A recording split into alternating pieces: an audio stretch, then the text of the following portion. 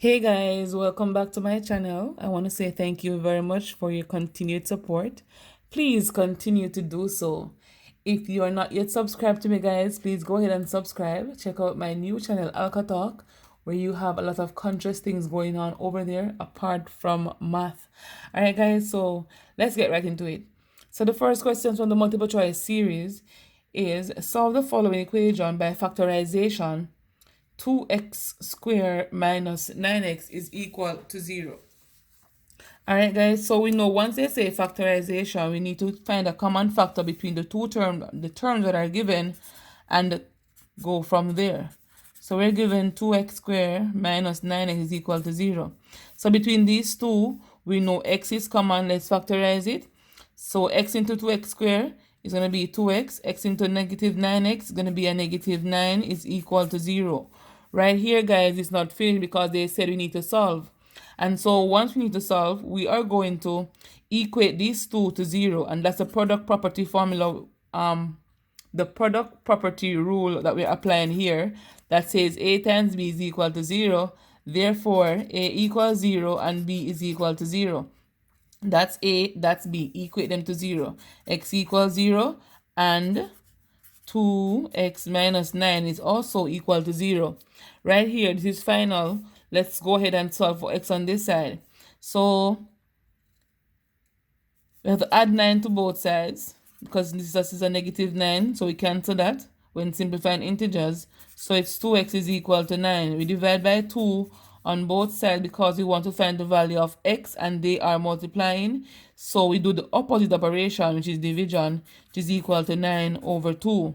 So x is equal to 0 and x is equal to 9 over 2. So guys, how do I know we need to have two values of x? Because this is a quadratic function, and for quadratic we have two values of x, and those are basically the roots of the equation, are the roots of the quadratic. So we know that it's correct. If you substitute x equals 0 and x equals 9 over 2 into this equation, it should give you 0. Alright guys, so let's get right to it. So x equals 0, x is hiding, and x is equal to 9 over 2, which is C.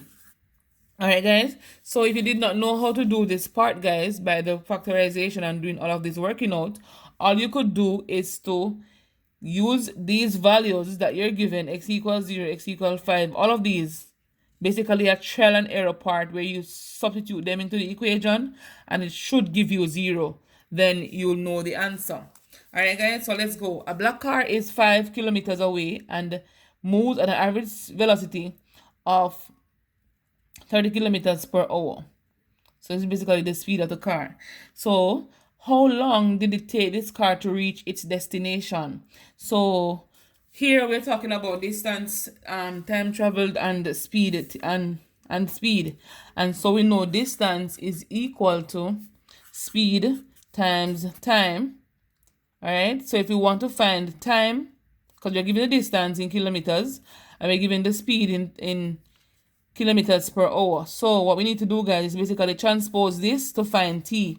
So to make time the subject, or t the subject, we're going to have to say t is equal to distance over speed. And the distance here we were given is 5, and the speed is 30 kilometers per hour.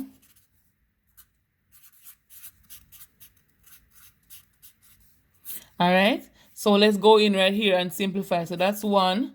5 into 30 goes 6 times. Kilometers cancel kilometers. So it's 1 over 6 of an hour. And so a 1/6 of an hour. And so the answer is basically right here. They could have asked you to convert these to minutes. So you need to know how to do that as well. So if P is equal to m squared divided by 2 minus m, with m equal negative 2, P is equal to, so here I basically have to do substitution, guys. So we're given that P is equal to negative 2. So we need to find the value of m. So let's go ahead and replace negative 2 anywhere we see m. So I think I just said something wrong. We're given that m equal negative 2. We want to find the value of P. So we're going to go into substitute negative 2 in the equation anywhere we see m. So it's going to be a negative 2 all squared divided by 2 subtract a negative 2. Why do I have a negative 2 here in bracket? Because the m is equal to negative 2. And that's two different things from having a subtraction sign. Alright? Even though subtraction is also negative. Let's simplify this part. Negative 2, basically negative 2 times a negative 2, which will give you a positive 4. And these two signs, a negative times a negative is a positive, so that becomes a 4. So it's 2 plus 2 is equal to 4. 4 into 4 goes 1. And that's how we get the answer. Guys, if you need more questions like these, please free to let me know. And I am ready and waiting to assist you. All right, let's go on to the next questions. So this part, the graph of the inequality in the diagram above is defined by, all right, so here we have a compound inequality working with. And we know once it's compound, we're going to have to read from the middle x to the left, the middle x to the right, all right? So right here, we know a few things out of our heads. Once we see an open circle, it has to be either greater than or less than. All right, guys, an open circle has to be greater than or less than. You see a closed circle, greater than equal to or less than equal to. So we know those two out of our heads. So this is a negative 2. What values of x will come between here, negative 2 and 8? So these values, if a 0, I'm put a 0 right here. So if we should be going this way, guys, we know that these values are greater than negative 2. All right? And so we need to find what x is greater than negative 2 for this side. So x is greater than negative 2 is not this one. That's less than equal to.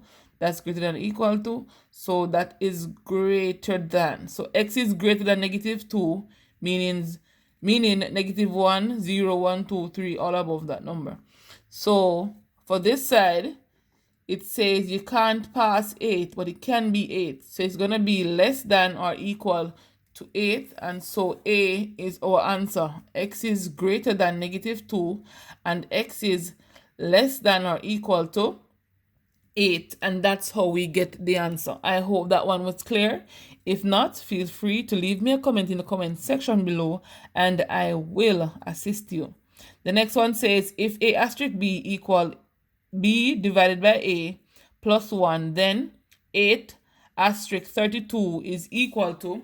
So right here, guys, we're basically asked to tell the value of this expression when you finish simplifying it. But we need to know, for binary, we basically line them up, or we call them first term, second term. So the first term is A, the second term is B. The first term again will be A, the second term will be B.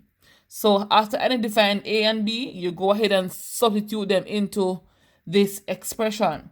So B is 32 divided by A, which is 8, plus 1. So 32 divided by 8 is going to give you 4, because 4 is 32. So it's 4 plus 1 to give you 5. And that's how we get this one. If you need more like this, guys, please let me know, and I'll be happy to help you as well. This one now. So the distance around the edge of a circle or pond is 88. The radius in meters is...